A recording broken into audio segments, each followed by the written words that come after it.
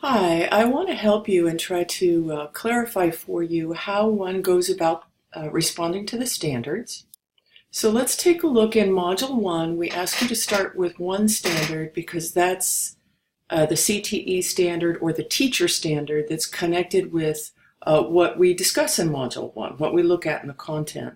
There is a video on this page, but I'm going to go ahead and try to do a second one to see if I can help. So here we are, Module 1, CTE Standard 13. There's a text description. There's a video that explains everything about what's on this page and the substandards. So you'll need a checklist. Here's the checklist you can download. By checking each of the substandards, you're saying, yes, I do this in my practice. Doesn't mean I do it perfect, but it means I understand each piece of Standard 13. And I do my best to embed it within what I teach. So all of these are teaching standards. They're about us. So what we do is we designed these prompts or supports just like we would with students. I know you're not young students. Think of them as sort of sentence starters.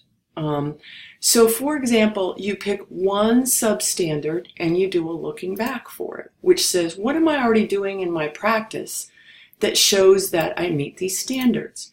Now, quite frankly, in many courses before, and what we changed was people used to have to respond to each and every substandard. We said that sounds like busy work. The checklist is you saying, for example, yes, I embed Standard 13.1 in my practice. Here's the check mark where I'm saying that I do. We trust you. However, we want you to pick two of these. For one, we're asking you to look back at your current practice. What do you already have embedded in there? For the other one, we want you to say, hey, you know what? Yes, I do it in my practice, but there's a few things I'd like to add. So we know you're intelligent and that you can read these standards, but what we've done is try to put them into sort of sentence prompts. So for example, farther down on the page, here's an example checklist filled out. We want to give you examples of what these look like. So let's look at 13.2. Demonstrate an awareness of student recruitment, placement, and guidance services and the role that each of these play for students. Well, that's great, but it's a little, sometimes you read it and you're like, what does that really mean? How would I really address that? So let's go up to this prompt or sentence starters. How do you utilize guidance services and how do you recruit students for your courses and programs? How can guidance, placement, and recruitment services help students? Add evidence of how you've done this in your practice.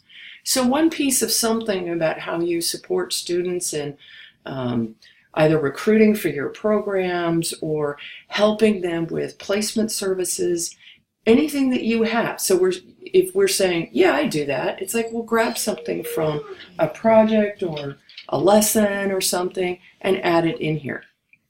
That's it. That's what you do. And here's an example to help you. This one is on Standard 13.4, and here's what we're asking you to do. So that's an example of a looking back. Looking forward says take a different one of these. So let's look at 13.4, identify and coordinate the use of community organizations and agencies. 13.4, this is looking forward. What do you want to add to your practice that would allow you to utilize community organizations to enhance the instructions in your courses? How will this help your students learn? Down here is an example, looking forward. We've tried to pick not outrageous examples, but really good, clear examples. So this is an example that another teacher submitted, and here's their looking forward. Here's what they selected. Here's their here's what I'm talking about, what they'd like to do, and how it would help students.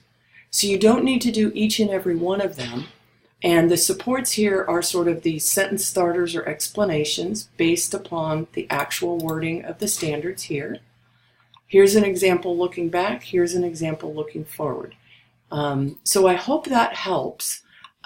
Please let me know if anything isn't clear, and I will certainly work to help you to the best of my ability. Thank you.